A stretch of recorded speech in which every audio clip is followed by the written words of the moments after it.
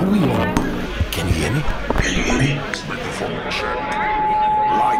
Lights, cameras. Hit me. This is Swanky. This is lifestyle. This is culture. Welcome to the social center of everything culture. Culture Daily.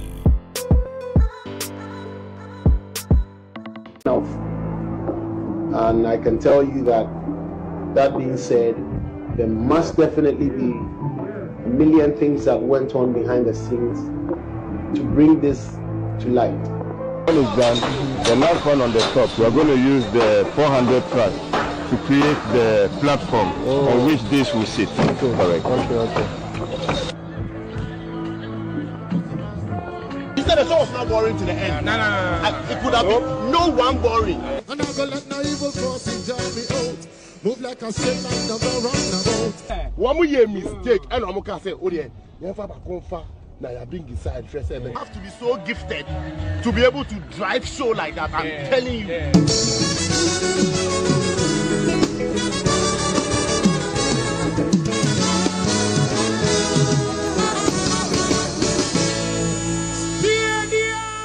Well, and just bringing back again, of course, we must celebrate people who are making wonders and making things happen, pushing the agenda of Ghana music and Ghana brand on that global map. And Stonebwoy is one of such people. It's only right that we go back to that convo real quickly. You know, at least he hasn't walked off stages, has he? Cyril? No, he hasn't. Not that we've heard. He has made the best of the I intentionally did that. Yeah, we are an international brand. We take bookings, we deliver, we appear. Take bookings, show up. Don't have like a record of shut it down. People who take bookings and I never read show that up. issue, but I mean, just real quickly, just touching not on Stone working on stage or working off it. I'm talking about Stone's, documentary, and he had mentioned that it's going to be on Apple Music. Well, he was asking where the fans want it to be. Yeah, but has he actually said he was going to Apple TV? Because I think he was asking, should he be on Amazon, Apple TV? I'll be so glad if that was the question. Asking. The fact is that these are options that are easy for us. So we are now rather looking at the audience preference, because I mean, to ask that question means we have the capacity to it means say the word, so it shall be done. So before we go there, so if you realize that Sarkodie Osteo. Oh, yeah, I forgot it. I've not forgotten. Osteochromopoulos. But I said it this morning when I came. I'm just listening. So let's see the trends. Now these artists seem to be shifting, or their brands into different gears. Now going outside their spaces, and like we've seen what Sarkodie has done. I'm actually wondering what the other A-list artists or even B-list artists will be doing very soon. To also engage their fans. Sark did a follow-up from Jay-Z's library that was put up, and that was a very smart idea. I like it because now it gave a different experience of Sarkodie and appreciating the artist a bit more, having a chance to get into his life out of his home, but in the open space. And then was he there every day? Almost every day, right? Almost every day. He was there. Almost every day. Yeah, and the whole idea of that intimate performance that he had with legends in the house, I think it was very good. It wouldn't be bad. It wouldn't be bad at all if you see even other artists replicate the same thing, because at the end of the day, there's nothing new under the sun. Yep.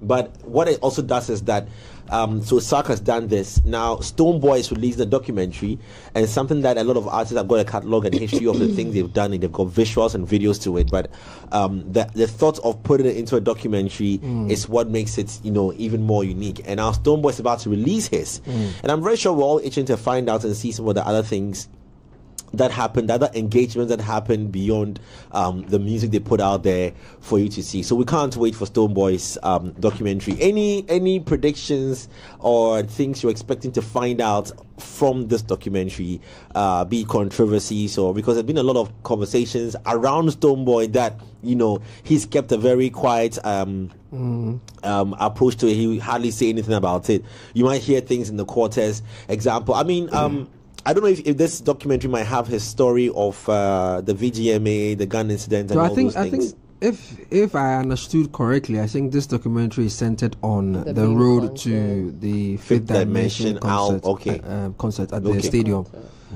So I'm guessing it's going to be having sights and sounds of the behind the scenes, basically. You know, I'm not sure it's going to be very elaborate. You know, actually, it's quite elaborate. Okay. Have you got insights to it? Oh yes.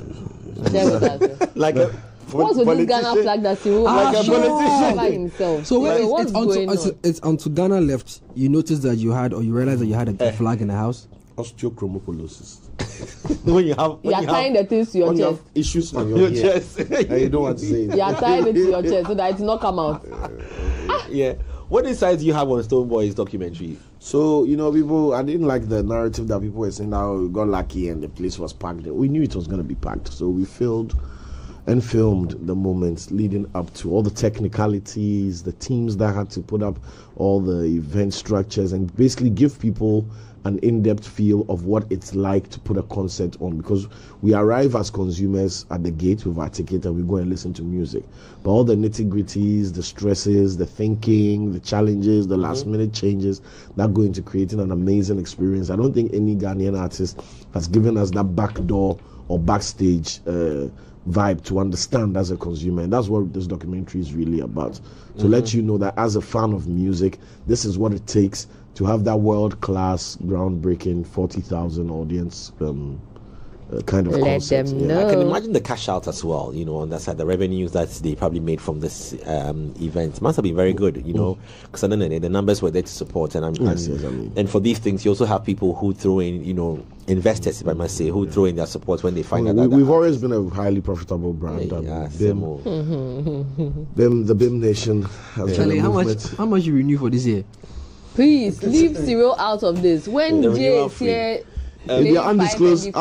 My contract doesn't disclose my fees. You know, as a global assassin, I am just doing my job. Oh my God! My God. So we will be touching on two very important topics this morning. The latter part will be us now looking at some of the these artists that have left the stages, and you know, either due to the fault of the event organizer or a vendor, or the artists themselves, you know, being irritated by something that happened on the stage, its impact on the fans, the artist brand as well, and as well as the revenue stream of the person who curated that experience, and what happens. We've seen it happen quite a number of times. I think for Wizkid, when he came out to apologize, we'll put that tweet out later on. Recently, Burna Boy at the AFCON, right? It was a concert at the AFCON. That he had to do that. Now, Lenny was talking about it earlier on our Trending Live, and for an artist, a super A-list artist like Burna Boy, who would not settle for less, if you ask me, would not settle for less. But what about if the artist also does not pull up the best? Can the vendor turn the lights off? It's also another question that we also have to ask ourselves. Who is in the lead? I like this. Osteochromocollosis. It promises to be a good conversation. Yes. I mean, you can imagine. The fans have got a right to walk out of the auditorium when they are not. If I had a dream that a certain artist in Ghana was throwing a concert this year and it didn't go well, so people started walking out. I hope you guys heard that Lady Gaga got sued by two for coming late. Is it Gaga? No. Madonna. Yes. And they sued her for $2.5 million. Yeah. Because she showed up late, and the fact that they have work in the morning. They have work in the morning. So they were going to run late. Exactly. I mean, it's a contract. When you advertise and you put events, those details there, it's more or less you committing, because people are going to move things around to make sure that they can meet your time. Yeah. There's never been an event poster that says, when do you think you can come? Right? It's always 8 p.m. or 9 p.m. or 10 p.m. So you are telling me that I have to sacrifice, put things in order to be there at X time. Yes. And then I do that and you don't do that. Then the opportunity cost is all on me. I mean, the issue of the ticket is a small contract. Very small contract. Between the organizer, the artist, whoever is on the side of the artist, and the consumer. The consumer. Like I asked, can the vendor also turn the lights off when he feels like the artist is not performing well to the standards as expected? Because performing musically or financially? Musically. You're on stage. No, so this is what we are looking at. There have been a lot of logistic challenges that cause artists to decide to walk off the stage. Now, I can imagine in the heat and the moment what the event organizer would have to do. To fill the space, to explain to the audience what is happening, and then to fill the space, to find something to keep the people entertained. And then the legal implications come from the audience as well, that we paid to come and watch. Have you seen that the event organizer has not done it before? What? Like what? 10 the English? No, because one of the events in December, we were told that was done to one of the artists, which further delayed his concert. Papi Kojo. No, I mean, I don't know. Was it Papi Kojo? I'm just asking. I'm like, we too, Ghana, we don't do one before for here. Like what? 10 An event organizer, Mafia, the artist, quench the lights, quench everything. Oh, this. I think this conversation promises to generate a lot of heat. Cyril has said it. You know, Cyril has said it without saying it, right? We'd not get clear. We'd not get detailed information. Let's know that you got it, but detailed information. What happened to recently? What happened with Stonebwoy and was it the Sarkodie Stonebwoy performance moment when they said his Stonebwoy's DJ's music was I promise short. you, No, that's not it. that's not it. Oh, Jay. No, I heard something. I wasn't. That was Tidal Rave, right? No, I'm asking. Yeah, that was Tidal. I'm asking. That's not the one. No, that was Stonebwoy Sarkodie one that Jay is talking about was Tidal Rave. Yeah, What we are talking about is not Tidal Rave. So which one is it? Oh. I mean, event organizer. It was a very promising show, but I mean, Charlie. Cyril is saying it without saying it. Which show is that? Sometimes people just choose to terminate things without your prior notice. Which show is that? Regardless whether you are keen or not. If you don't keep to your promises. Jay, Una, I mean, I don't know what you want me to say. King Promises show. What? When did that happen? How? No, guys. I mean, no way. I'm confused. What? Which of the shows though? Was King Promise Mafia? Is that what you're saying? What do you say? What is No, King Promise had a. How can the mafia kill the Terminator? Una,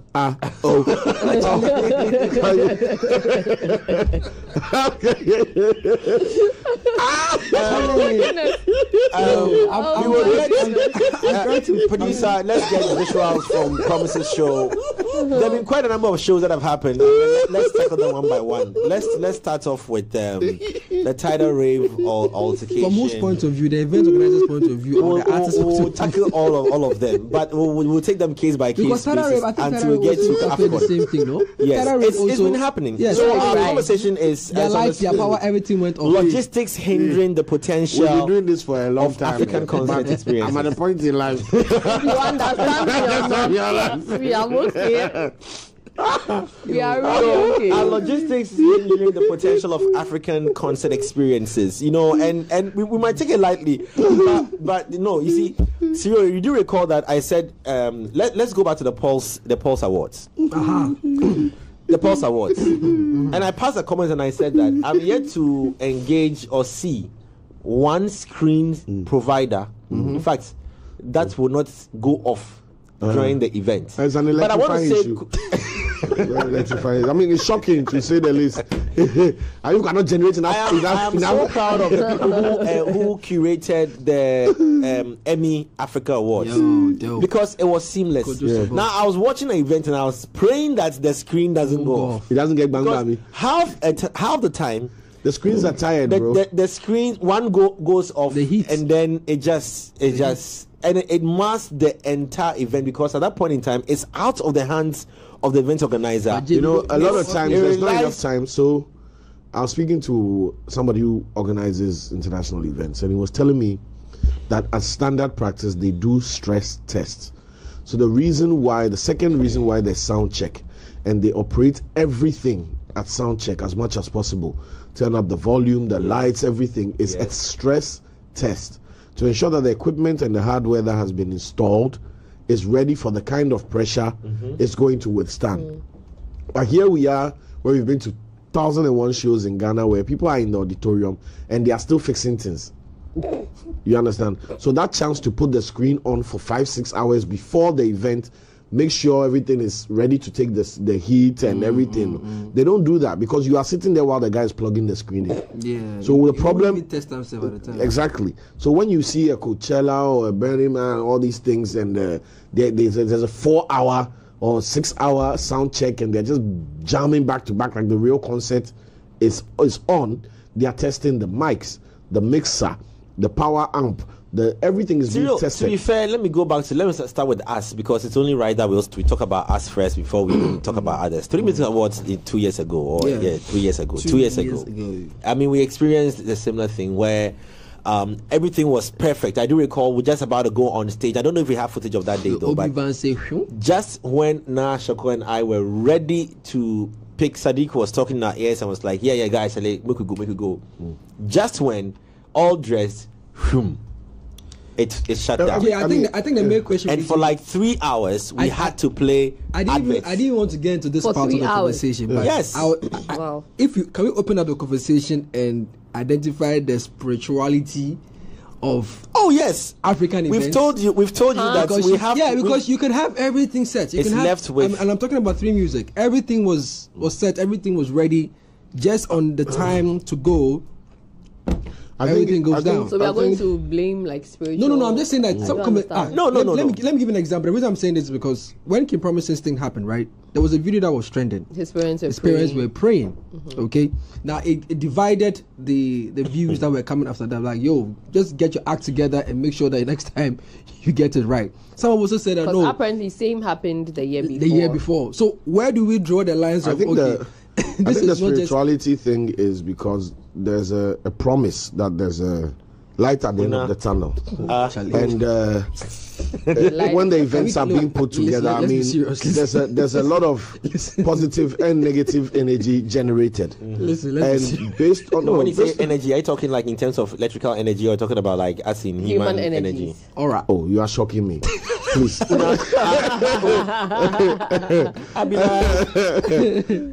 Human aura, spirituality, and energy, and everything. Yeah, because listen, I think it's only when the things go bad that we have the light bulb moment, and then we think about praying. Okay. Right? I've never seen anybody put in an event. I've seen a lot of events set up. I've never seen the setup guys come with the track, do a prayer before they start offloading. Maybe they did it before coming. Maybe that's why the blessing is where they did it. They didn't come. The blessing is still at their factory. You get what I'm saying? Yeah, listen, But you cannot, Charlie. They do these things for money. Nobody's praying. Yeah. It's a socket. The socket is clean, it's solid, it's well packaged. Light has come. Black man will plug it. I mean, and our society is so hinged on this that to a point it takes away our urge to be technically proficient and excellent. Because nyamebe and yeshe, we go run them, pray for top. All these things relegate your human effort. It's not intended to, but the habit has become that the moment we are hinging on these things so much, the actual solution is getting out of our hands. I don't think the light came at King Promise show because anybody prayed. The light came because there was an electrician who knew what to do. And it will surprise you, the electrician who solved that problem is probably even Muslim or atheist. Right? But how come? And even with that, okay, right? There was the conversation of them also, not wanting to tap into the hotel's main power source and wanting to use the gen and the whole back and forth of not when you build a big house. And then eventually their lights came back on because they finally tapped into the hotel's power. When you build when you build a high rise or a high capacity building or whatever, they give you your own sub transformer. Yeah. Because your need for power consumption supersedes the domestic need. These hotels were built for big. What do you do in a hotel? Nobody is powering 12 power amps and 24 array speakers and 16 LED panels. Hello, welcome to the hotel. Welcome to the hotel. You are in room 314. Nobody's doing that in a hotel. So La Palm, La Badi, all these hotels that are now being converted to accommodate hotel spaces were not engineered to accommodate that kind of stress. Right? In your hotel room, there's a TV, there's a fridge, maybe you use an iron, a microwave, air conditioning, etc. It's a very domestic setup. So their power needs. So imagine the hotel is at full capacity. And then you now have to add on the electrical stress of a full-blown concert. Of course, something is going to go wrong. So at Promise's event, they didn't tap into the hotel's power, so they had to get their own unit. What happened? What caused sources, the hotel decided to put them on a genset? It was the hotel's idea, not and the gensets possibly couldn't power.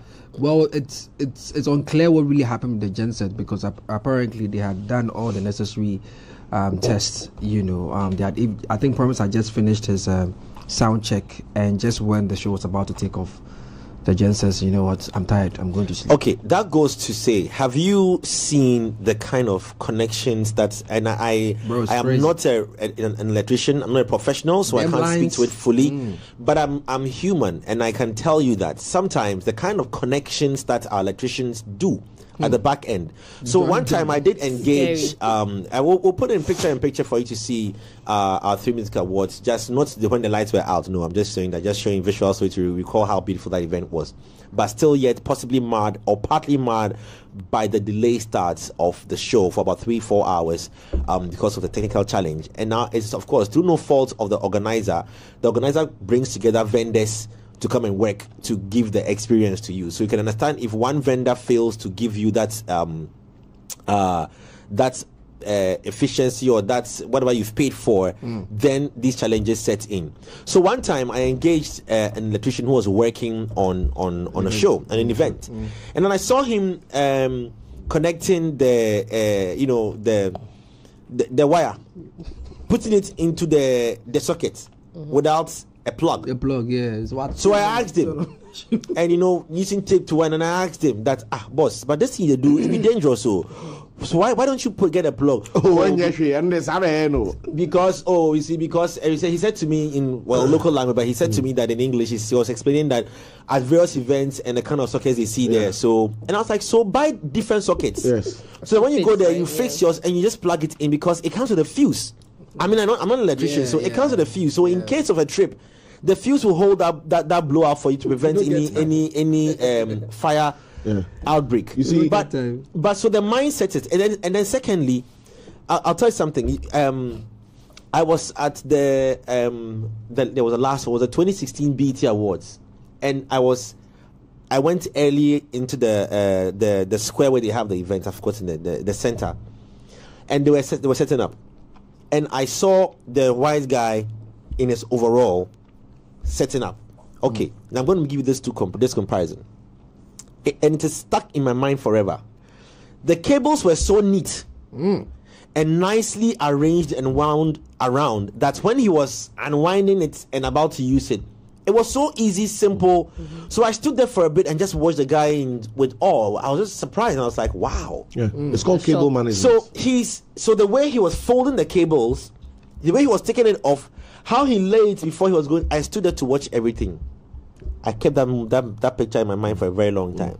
Then I came home to Sam, and you watch how dirty.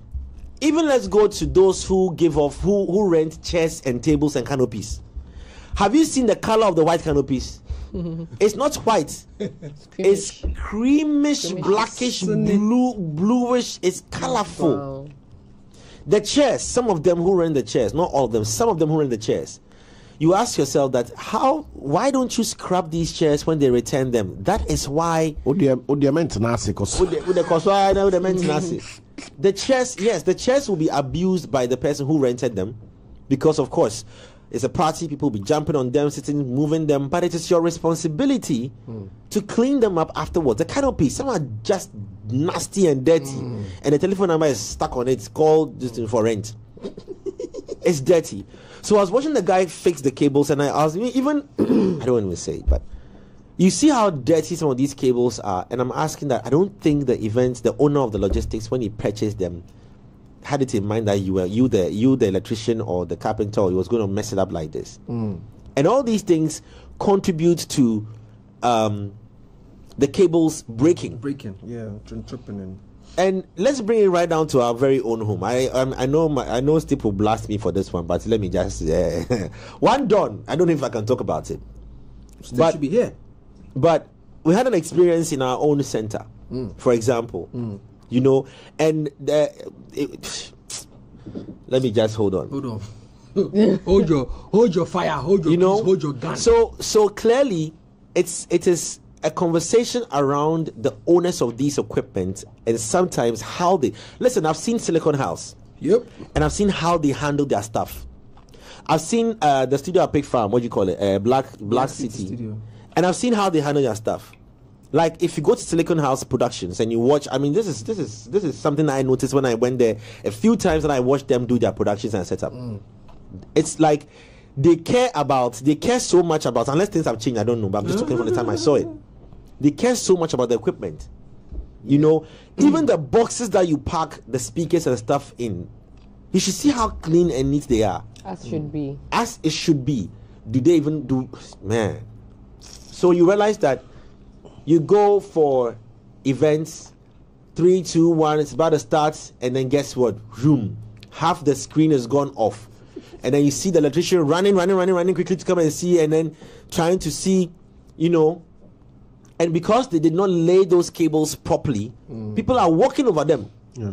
And somebody kicks it, and shoom, it's gone off. So I think that happened at Tidal Wave in 2022. I don't know if you guys remember when Blacko came on stage. Yes. There was the one at Kokobite. Yes, that one. It was terrible how it's been a timeless problem. It's been a problem that has existed forever, right? In Ghana, because I remember when I was young, when we went to Hohoe for Easter, my uncle was educating me on the old cinema they used to watch on the RC Park, and they used to call it, the old projector, they used to call it Dafolekaji. which means take your leg off the wire or off the cable or off the it was so prevalent that was the name of the thing, that they are coming to show take your leg off the wire, because when they set up the projector for people to watch, the wires are everywhere, and if you don't know in your excitement and your leg stepped up, you spoil the whole film. Somebody will shout from the back, So we've been doing this, and this is from my father's era, so it's not now. Now I have some images, right, that speak to what Jay said. If we can get those on the screen, just so people have an understanding of what should be done. Now this is a mobile junction box, right? This is engineered with fuses and breakers within each socket for the kind of load that is meant to take. Okay, so your low power, your high power, your mid-range, everything is there. And if there's a problem with your electricals, everything is identifiable and solvable right here. Not what they go on, the thing tear, which one tear, the wire, which one blue, there be 6 blue, which one no. This is properly labeled. This is different sockets for different power routing. Now, the issue is, there's another image I want to show, which speaks to what Jay Foley was saying. The last one, please, if you can see the third image. Wow. Now, Mr. Foley. Yeah. Wow, this is a lot. So this is also nice cable management, but the problem with this is your troubleshooting. You go have, there's no promise to a solution here. And this is what we encounter most of the times when we are at our event spaces and we check it out. So this is not to bash event organizers, but you need to understand that electricity is the lifeline. Hey. Where is this thing? Where's the one? Yeah, he thinks he can run away with it. We will not accept it. Yeah, you can evacuate me. I'm leaving. I'm leaving. Yeah, I'll leave. No, asylum. I want to go. And you know these cables, right? Some of these cables come with this plastic around them. Yep. Coil around them, so it doesn't have direct. So when people even step on it, it doesn't touch the cable itself. Even how it's supposed to be folded. So if the wire inside is copper, if it's a copper-based cable, you don't fold it to have a bend. Because if you've ever seen copper, right, when copper heats, it gets soft. So imagine a cable has been playing music for 2.5 hours, and everybody's stepping on it, cars are passing on it and everything. It's a matter of time before and then everything makes beans. So there's so much, there's a world of knowledge that is being ignored and will always affect our production quality. I had the privilege of being backstage for a while at Global Citizen. Tell us. And bro, the lights that the fans, the audience were privy to, the lights that were looking down on us, the audience, had a total different junction box somewhere else. The stage sound and its load and everything had a different one. Before the auxiliary power, which was the generators, were running, right, and connected. I think there was an array of them. There were 2 or 3, and they were both connected to a smart switch. So that in case of so that the moment the current drops below a threshold, automatically switch. Generator 2 takes over, generator 3 is back up. So maybe the guy is singing, all you hear, and everything is back on point. We don't do this. You know already ECG like at this, like at that. Then you come and plug your main concert to the fuse. The guy at ECG to sleep and his hand will hit the thing. My boy, you understand? So we don't like preempting the problem. The only way you can solve or avoid those problems is to assume that you are always in chaos. So don't wait for the light to go off. Charlie, we need genset fast. No, come with the genset. Even if ECG has given you a letter that there will be light, say thank you ECG, bring your backup. Yeah, that's what they do on the international stage. So they're able to put concerts together in any bush, anywhere. And we don't hear these things. And my problem has been how, like, again, it comes back to how they've been handling the equipment. And time, every single time. You just watch even when they are packing afterwards. Worst of all are the scaffolds. Because they are metals, and you feel like, it's metal. No, Jay, I feel like also to some extent, right? These are attitudinal, right? Where exactly. It's not mine, so I don't really care how I handle it. It's the same thing we see with drivers when they're handling cars that are not theirs, right? I mean, public transport and all of that. So that's the case, right? If the reference so it's an attitudinal issue. The reference you made to the Tesano place, what's it called again? The production house, Silicon. Yeah. The reference you made to that one and then the one at Pig Farm, the Black City one, is because the owners are probably like hands-on, checking everything, or they've put someone in charge who is very strict with, how things are handled, or there are some measures that have been put in place, right? If break it down to your charger. No, if this thing falls in your hand, you're going to replace it, or you're going to be sad. If you want to see how people will handle such equipment, watch their chargers. Phone charger, the cable. You just go and check. If it's not black and it's white, and that should tell you. So, and this issue, because as you've rightly put it, attitudinal, is what has run so many, the ripple effect to where people like Promise and Co will have challenges at their events.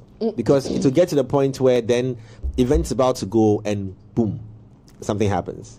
And then they have the screen is gone off, or it's not displaying everything. It happened at the RTP Awards as well. Oh wow! At certain points. That's why I keep saying that the screen issue, it has to be looked at. It's a constant. It happened at the RTP Awards as well. At a point in time, the screens were off. Yo. It went off, and then then you have to now rush the back end and come and check. It even happened right in our own yard. Yeah. I don't want to go into details, but it happened right in our own yard. What was the cause? But yeah, I've also noticed that, I may be wrong and I stand to be corrected, but I think the monopoly of the vendors we have in the ecosystem or the industry may also contribute some of these things. A limited number of people who control the game. Exactly, because using the same equipment. Like for example, you strip down or you tear down an event. Say for example, I know it's a dead case, but let me just use an example, right? The Shatta Wale Stonebwoy situation at the stadium. They would have used the same gear. You get me? Like, you can imagine if the same vendor is the one, supplying the screens and they too would have been beans. Because the machine got tired. Yeah. You get what I'm saying? You won't even have the time to test, because the vendor needs to tear down and then re-put it up to suit the needs of Shatta Wale and the team, right? Knowing that he had just done it for Stonebwoy. And then the following day or the next 2 days, he's doing the same to Rapaholic. He has to take the same thing. I think last 2 years, Waterland suffered the same thing. The vendor that was responsible for either the trusses or the stage or something was doing GT Bank concerts at the stadium. GT Connect at the stadium. And as soon as they finished, they had to go to Shire Hills. Move. You get what I'm saying? So sometimes I feel like the monopoly in the vendor space, one person has everything, sometimes contributes.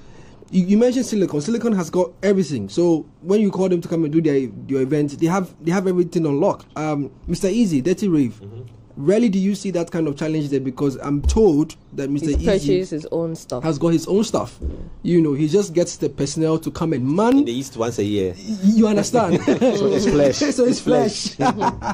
You get what I'm saying? So maybe, just maybe, and I think what do you call it? When this guy came here. Nabil came here. Yeah. I think the only way we can break this monopoly is when, we introduce some kind of tax incentives for people to also go into the business and expand, the options, because I'm sure people want to also, I'm sure there are young and upcoming, vendors who are looking to do some of these events, but they don't have the money to bring in. Before we go to hardware, these resources and stuff to make it better. Before we go to hardware, I would like to hinge on expertise, because what I've realized a few times I've been in situations where something has gone wrong is nobody really knows what to do. Bunch of panic. The troubleshoot process is very, very, it's very serious. The thing go off, it be the power, it be the module, try error. You cable on nobody has an idea.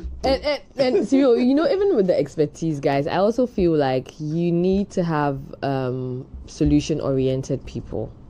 In the team, right? Panic. So regardless, if the person is an expert and still is not a solution-oriented person, they are still going to panic, So it's everything. And it's true. You should see the reaction. Because the reaction when these things, there's a bit of a panic, a knee-jerk. You know what that says? Yeah, that says that there was no contingency prepared for the eventuality of the problem. So the person who is supposed to be the expert is as surprised as the guest. the guest. It's like the way when you're in a car, trotro or whatever, taxi, and there's an accident or there's an issue, and the driver is the first to shout, "Hey! No, you had the steer for the last hour. You have been driving us for the last hour. If you say A right now, you have the steer, the brake, the handbrake, the gear, and you say A. Me, I'm just holding seatbelt. What? I should do what? No, it's here. It's here, bro. You see, and that's what happens. Most of the time, we in the audience, we are chilling like, oh, the lights go off. But the guy in the backstage is like, bro, calm down. You should have had a contingency that if the screens go off, we'll go with sound only. This is how we're going to run it. That should buy us 10 minutes, blah, blah, blah. So even when the thing goes off, maybe the house lights take over. The audience will not always even realize that there's a problem. And let me ask you if you've experienced after it's gone off in the communication between the just silence. Technical person and the event organizer, and they are now going to the audience. They don't want to talk, and the electrician is looking at you like. And it happened to me. And when you go and ask, Charlie, give me time. But then it happened to me at the Pulse Awards. I mean, I was emceeing the program. Pulse? Yeah, at the Pulse Awards. The screens went off. Yeah, sorry, but the screens went off. Yeah. And I was asking the guy, this has nothing to do with Pulse, the brand. It has to do with the vendor.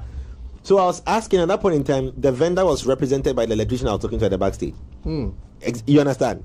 So I was asking the guy because I wanted to know what to do. At that point in time, we had just announced something. Come backstage, screens have gone off, they're not working for close to like about 20 minutes. The guy is not saying anything. So I was at the backstage asking him that, because I need to know, then maybe as MC I can communicate with the possible 5 minutes, 10 minutes. Let me just go on stage. Maybe if I have to engage the audience or the DJ should just play music or something. Dude wasn't saying anything. And he was busy going up and down. And then I met another guy, another small boy came, and then I asked him what was happening. He said, a call for Moyana.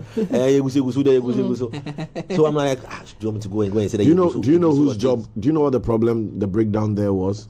One, you shouldn't have been talking to the technicians. You should have been talking to the floor manager.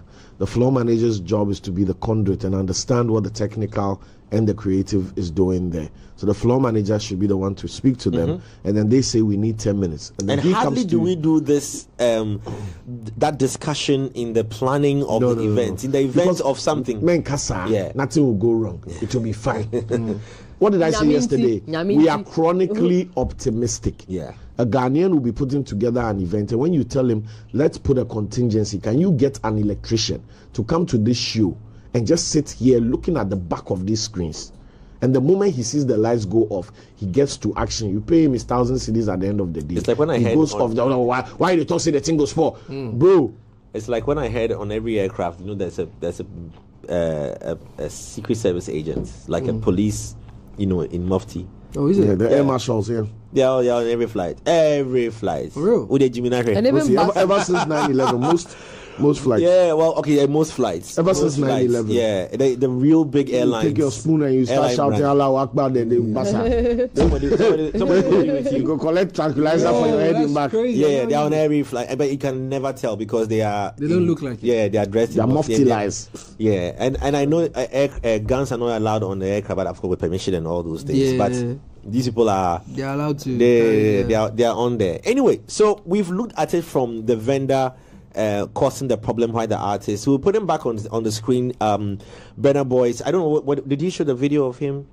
I think. Let's. I think Lenny even did it. For, let's get that video back now. So that's Burna. That's the point. What is it? The screen gone off? No, the screen is working.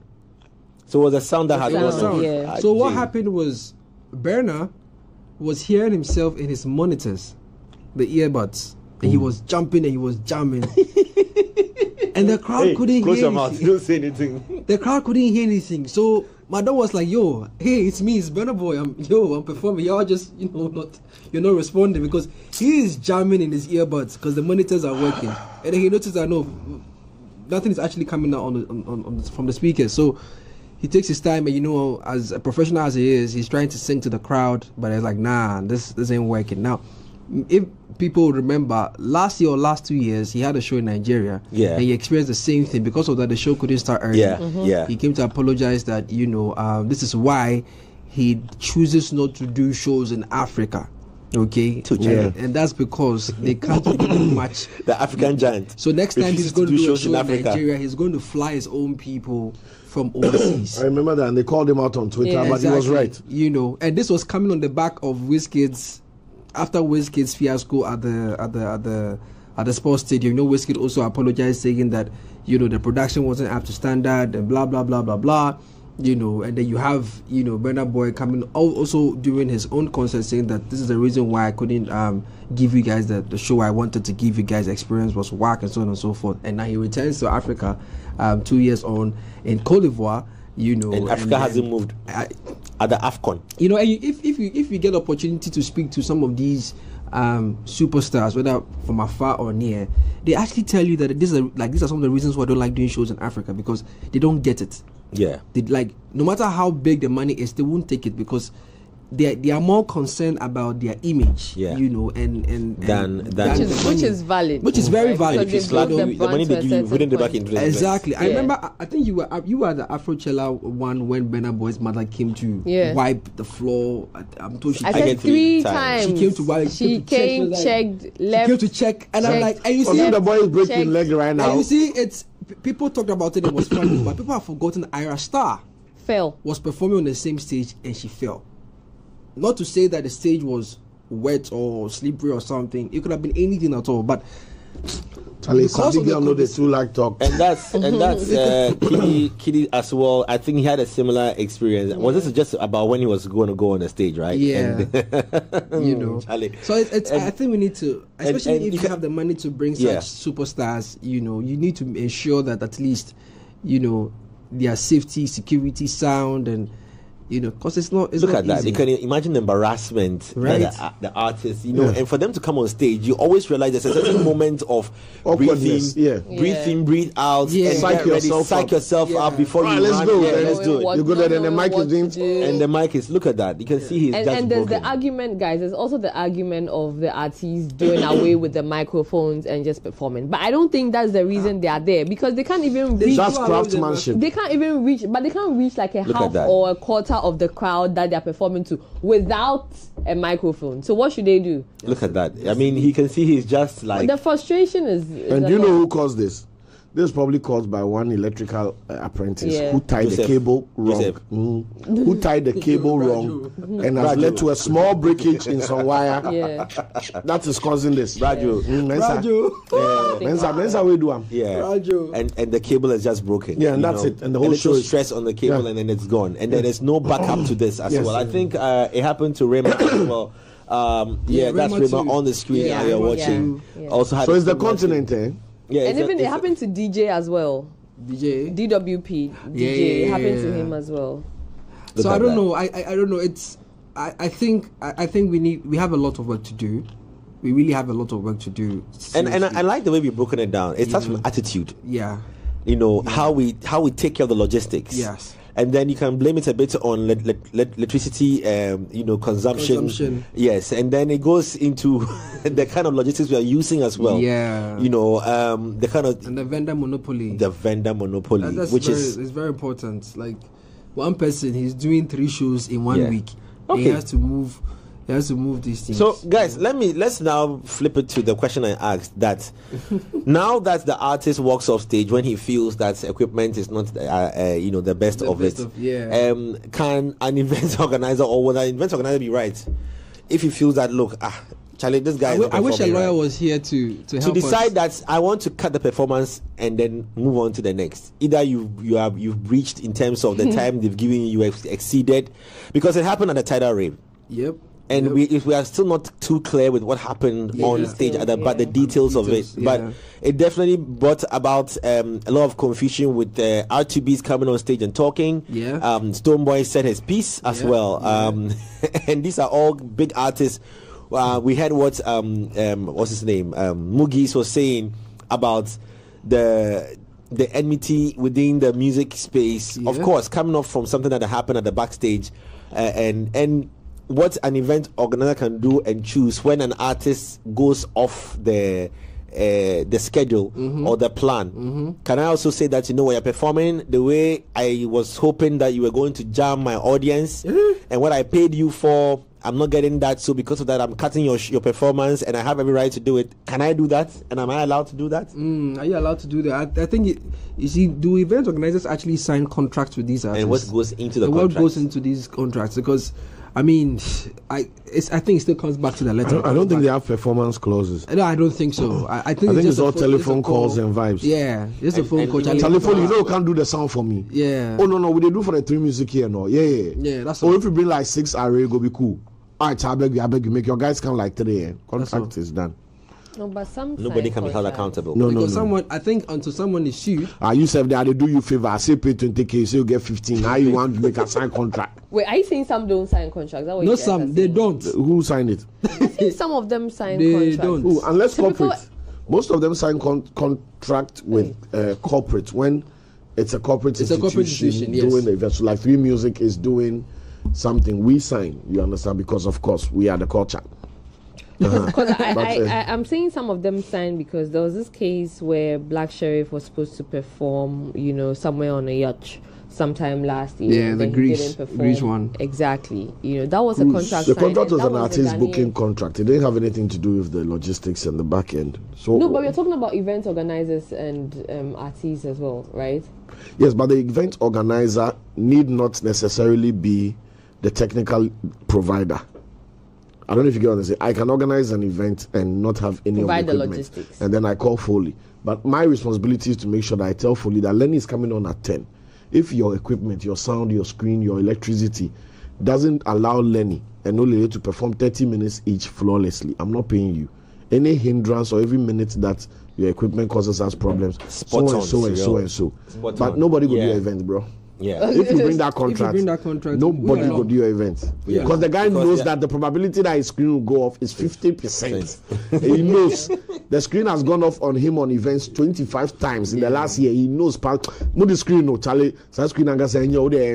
He knows from the time they were packing the screen into the truck. He knows. Let me just coin this differently, but so that because to have its implications. But on a certain event that we all were engaged in, did you see the laptop that the guy was using?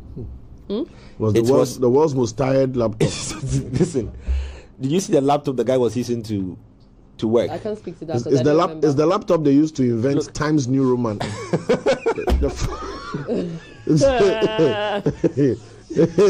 Serial. The laptop had the first space bar. When they invented space bar, there's the laptop. The first space bar. The laptop that the guy was using.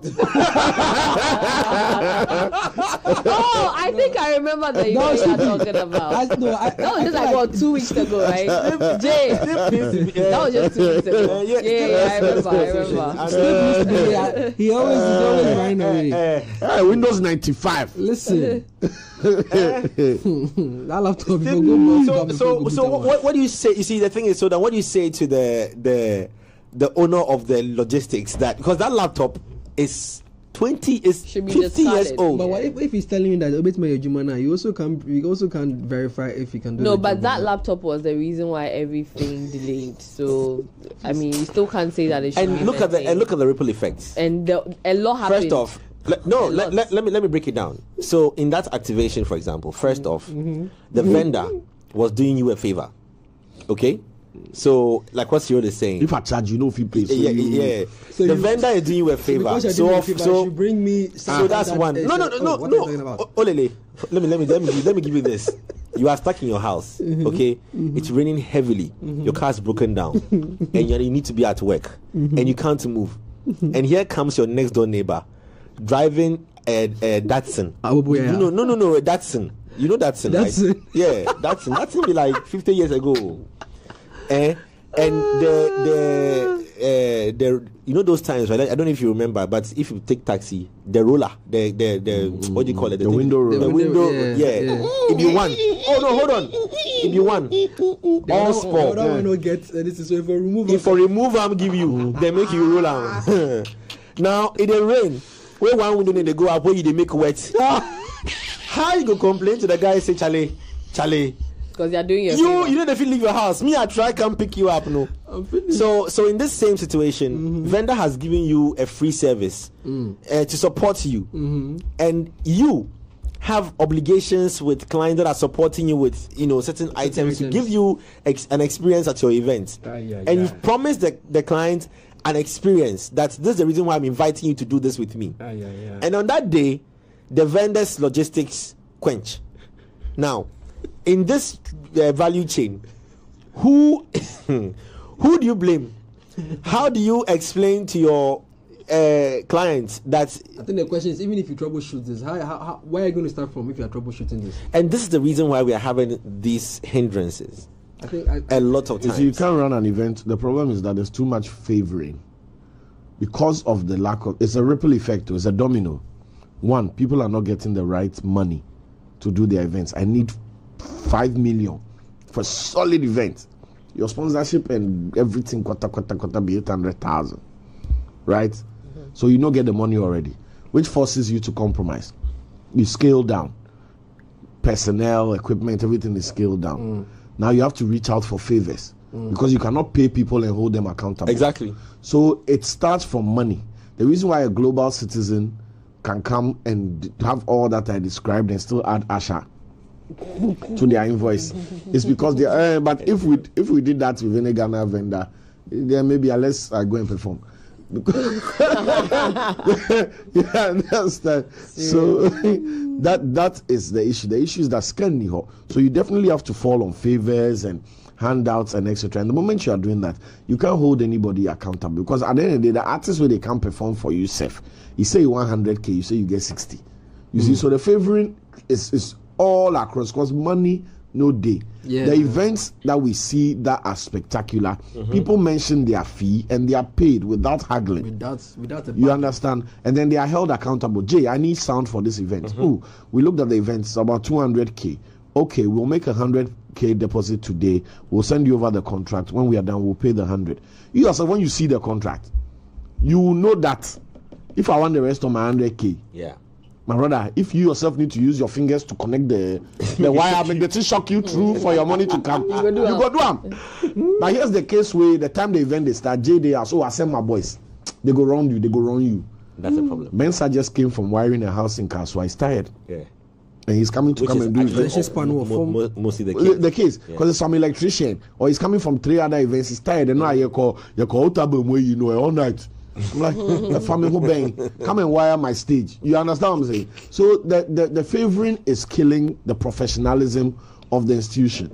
If you went for surgery, if you were going for surgery in a hospital, right? And the doctor says, you are go see how we go run up. You go lie there. Start to shake. I go see how you go run up. They can't open your chest. Aeroplane they fly. Vendors also you go see. Pilots go enter say, well, indications in the cockpit is that we are not optimum, but let's see how it goes. Let's see how it goes. This guy has just raised another very interesting. I thank him for that on social media, right on Facebook. Ni Lankwe Lamte has said something very important here. He said that it'll be nice to highlight gospel, choral, and contemporary events who hardly face these issues. I was about to say that. When we were talking about the spirituality, God is at work, my brother. Nah. God is at work. That's not all. it. But you see, what am I saying? That's not nothing to do with God. But you come to work on stage and you want the lights make like the lights go. We've equally had very successful secular events outside of Ghana, outside of Africa that are extremely successful. But what he's saying is that the gospel place, it hardly have this problem. One. When was the last time Joe Metzel was performing that he had the lights went off on him? Yes. or the mic wasn't working? People don't know that the skill. Like gospel artists, they are like one of the few. God is at work. They are one of the few groups of people. We just have to do our checks the money right. do church. They are like one of the few groups. No, it's not even about that. Oh no, but when you grow up in the church, the structure, the organization that you yes, Olele has been there. When you the kind of organization and structure you go through, right? You understand the importance of paying attention to detail, because there's this orientation that the God that we serve is it's a prim and proper God, right? So even that's why churches invest a lot into speakers, sound, because they want you to come in and make sure that you are serving God truly in spirit and truth, but you are getting the right facilitation to be able to serve Him properly. I don't recall the last time I went to church that the screen on churches have got screens. Yes, but the screen has gone off. That's because the attention to detail is and the there, traffic and this.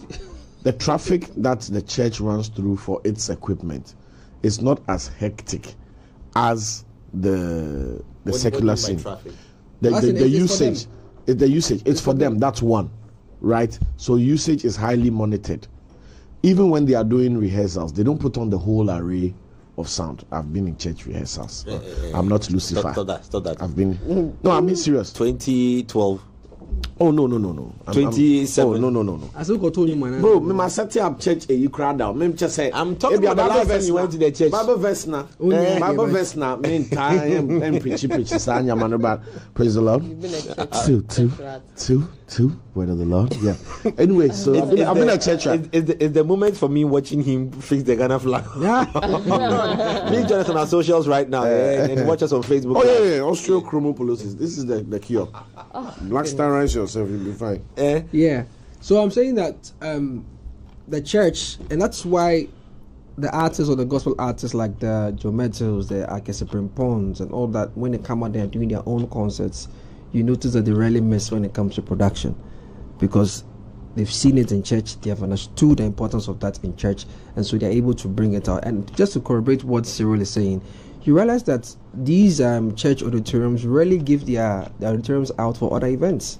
Yeah, for their stuff. Exactly, because like I said, the equipment was bought first for the church. It was first bought for the quality and the quality experience that you are going to receive when you come into church.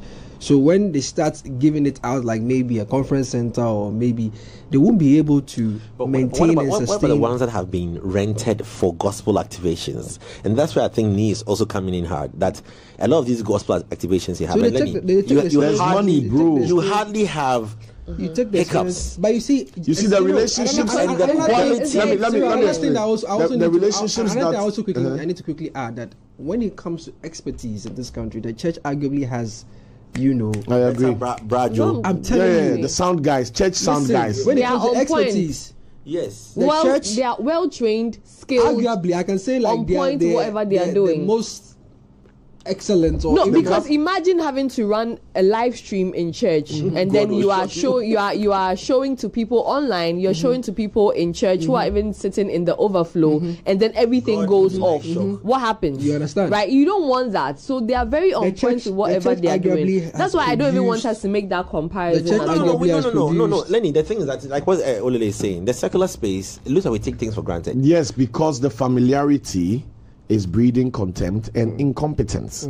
The church people don't have the relationship with the secular vendor providers to the extent that we secular events people do. You understand? When the church guy says he needs a light or he needs LEDs and the vendor says 10 CDs, right? The church guy is not going to go through 2 weeks of back and forth. Let Olele talk to him. They pay what it costs, and they hold him accountable. So this more corporate and more formal structure exists because one, the church is coming as an institution, and you don't want to make Papa upset. You understand? So you, the sound guy that they've sent you, that make sure you handle the sound fully. You don't want to go cut corner, make Otabil or Duncan Williams or Ashimolo vex you that why did the sound go up there? And the guy said the extra mixer will cost 3,000. I didn't think we need it. And I think the secular space, I mean the gospel space, they are very particular about logistics. Yes. And when they are buying, they buy top of range. But the secular guy go cut corner. Tell do we even need the Tresabu first? The church guy will never ask that question. Jay, interestingly, what people also don't know is the church would often consult people outside, experts outside. Yes, like Cyril. Yeah. You know, like, okay, hey, I hear you are the best in this. This is what we want to do in the church. What can you recommend? How can you work together with the in-house people? So what they do sometimes is they can bring, maybe, for example, if Cyril is like the best sound guy you have in the country, they'll bring Cyril in, ask Cyril to bring his expertise and pay him well, get him to set it up, and then Cyril will train. You see, Cyril, as part of his contract or his acquisition, he'll give you maybe a month or two. Think, okay, you know what? We can't keep you here forever because keeping you here is going to cost us more. So, as part of your contract, or as part of your deal in acquisition, we want you to train our in-house sound men. Right? So by the time Cyril sets us up and then does everything, takes them to the training and trains the guys, he's poured himself into these guys. And what the church will also do is subsequently or periodically they'll bring Cyril back again to ensure that the guys are still, and then for wear and tear purposes they change. Exactly. And if they realize that the guys are not up to this thing, they find someone to come and sit in. So it's like they are aware of what they are doing and the importance of the quality they need to put out there. So why is that the best sound engineers I've ever hired? The best sound engineers I've ever hired for my studio were church boys. So why is it that then on the other side we don't do that to ourselves to ensure, because like I'm saying, you hardly would hear Akessi Pop perform and then the screen is gone off, bro. You would hardly hear Joe Mettle on stage and let me give you an example. 3 music awards, was it 3 music of VGMAs? The performances prior to Joe Mettle and I think Ohima Mercy, was it 3 music? Up next, Ohima Mercy. The performances prior, right?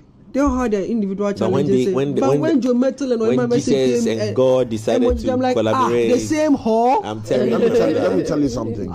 Jay will appreciate this. In audio production, right? Labeling of your sounds and your files is equivalent to whether you did the work or you didn't do it. Because if you go back in 2 weeks and you are looking for that project and you call the project 31469, my brother. You allowed the PC to name it for you. Or you allowed the PC to name it for you. My brother, or the 10111. You will open every file on your computer to the computer soul looking for it. And every time I hired an engineer, a cool kid, I'm a producer, blah blah blah. Bro, name the files. If it's radio _Foley _tree. When we are looking for it, it's easy to find. Type and then you find it. True. The gig we do Wednesday. 2 weeks later, it's a useless file name. But all the church boys I hired, who were engineers, have a month folder, January. Client-related folder, Foley Studios. Whether he did tree, whether he did this. So what? My brother. So if I send a chimpanzee into the studio, a chimpanzee will be able to go to October, find me with a business that was done in October, and fix it. Okay, it's the church training.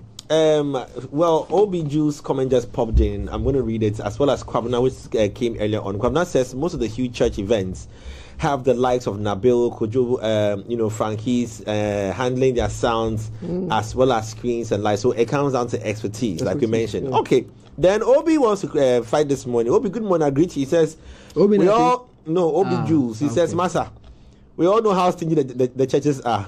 They overhype it too much.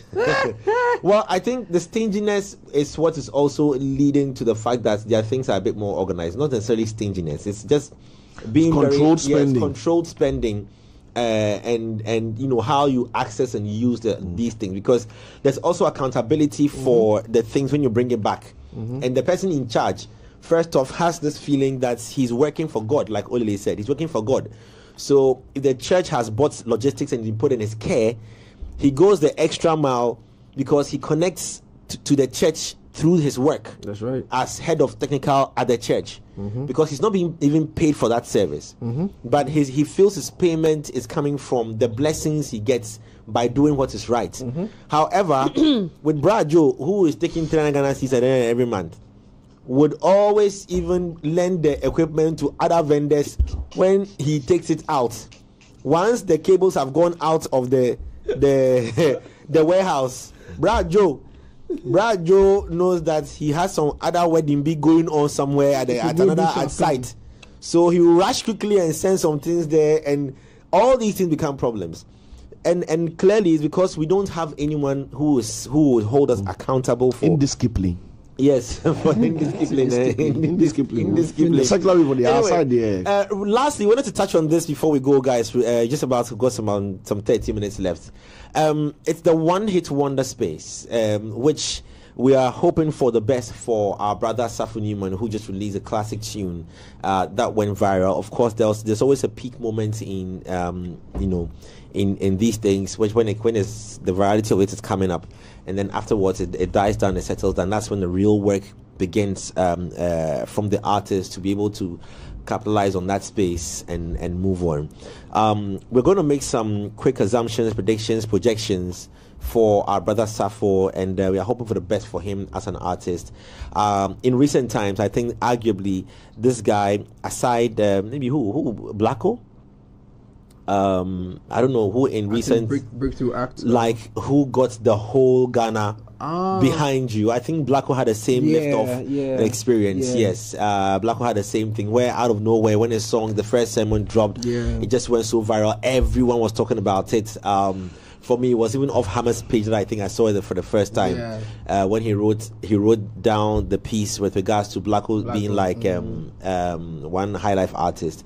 And then we've after about 3-4 years now, the likes of the Blacko again has just re-emerged from the roots or from the ground, and we have Safo Newman. Guys, real quickly before we wrap up, what are your takes on? I think Safo Newman is here to stay. Because he has a unique vibe, and I love the fact that he's not clamoring to be a superstar. He's not chasing. He's not switching up, trying to fit in. He's just being himself, and that's working. What we see usually happens with a lot of the people is that, they immediately get the fame and they switch up. They try to match up to being a celebrity instead of just being themselves. And that's where the disconnect is, because you are not in the space of celebrity. You are a breakout act. You breakout finish. Then you won't be star, and definitely you'll be shown out. But I have something interesting on Safo Newman that we'll play before we close. Okay. I mean, producer highlights the likes of Olive the Boy and Olive the Boy and Last Minute. But I mean, with regards to with them, non-comparable to, and I'm saying that this hands on my heart, non-comparable to the kind of support that what's his name, Safo Newman got, where you saw people not even related to music in any way post the boy and put him up that, whoa, like here comes another. Good Sin was an amazing tune. Friday Night was another amazing jam. These were super hit wonders that went real far. But I'm talking about how they popped up on the onto the music market. Olele, what do you think about him? I mean, for me, I think I noticed a conversation about Safo Newman a few days ago where people started attacking his looks and started attacking his aesthetics. It created a divide, amongst the the Ghanaian populace, because the conversation was okay. If Safo Newman had perhaps better aesthetic looking features. What is better aesthetic looking features? Kanye West wears rags, his wife's breasts are out walking around the town. Let me land so that people Charlie. Let me calm down. Baby, it's not Lenny that is talking this serious. No, I said no, calm down. That is your body. They put in my heart for. So I'm saying that I was paying attention to the conversation, and I noticed that people were being unfair to the gentleman, in the sense that, and I also agree, or I stand by the argument where people said that other artists seem to be doing songs that they deem as quality, but it's really not. But they just use quote unquote packaging to push it. Where Safo Newman, on the other hand, seems to be doing indigenous music. Is an amazing writer. The context and the content which he's churning out and everything. And I think people need to take their time on how they prejudge or their prejudice positions on artists like Safo Newman, because we were here when we saw what happened to Jade Robbie. Yeah. Another classic. We didn't give Jade, despite the other issues that surround his work, we didn't give Jade Robbie a chance because of how he looked. And when he got the poverty breakthrough song, we all believed that for a very long time we looked for a heir to Stonebwoy and Shatta Wale in that space, and Jade Robbie was supposed to be the guy to take over. But what do? We laughed at him, we laughed at his looks, even though we loved his music. And the guy had to go into hiding and go because that song was just international. You understand? And in his bid to go, and this is where the tricky situation is. In his bid to go back and fix his aesthetics, Ghanaians had moved on. So see, all I would say my advice to all these young cats is: 2 days ago, people swore they would cut off the DRU and Jordan's head. The same people were chasing and begging for selfies. No, they were just two people. Yes, they are the representative of Ghana. They were just two people. Yeah, those two people are us. It's just like Twitter. Twitter is not the full representation of Ghana. It's just two people. If the DRU and Jordan walk down the most main road of main roads in Accra here, not see anybody go do. No, but we've seen that with our politicians. Yes. So I don't go and listen. Safo Newman, don't go listen people on Twitter who bundle 10 CDs come tell you about your $1 million brand. I tell God beg you. Focus on you, do what comes to you naturally and what gives you peace and purpose. We have this thing where we just kill people's dreams because we talk too damn much about things we know nothing about. What do you mean the boy doesn't have the aesthetic and the this and the that? Do you know what innovation looks like? Cool kids, do you know kids and how much money do the cool kids contribute to his day to day? Did we see these established artists when they got on? Let me use Sarkodie as a typical Let's example. say at that time social media. But they still didn't have the aesthetic. They were just hungry to make their music, passionate about it, wanting to be on there. Do you understand? Sarkodie is a typical example. One of his pictures that has made the rounds a lot. The one with the Coca-Cola. The one that he was drinking the Coke. Exactly. So I feel like we put too much pressure on people who are getting into the limelight or who are already in the limelight, right?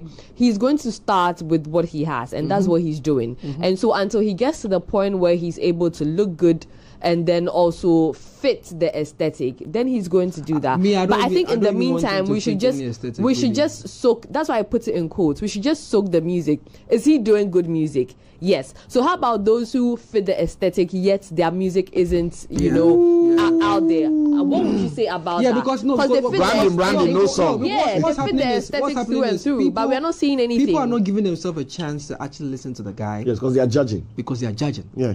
You get me? And that's what we do. And that's what we do. Yeah. If we come back and we cry about not being able to churn out superstars. People didn't listen to Azonto.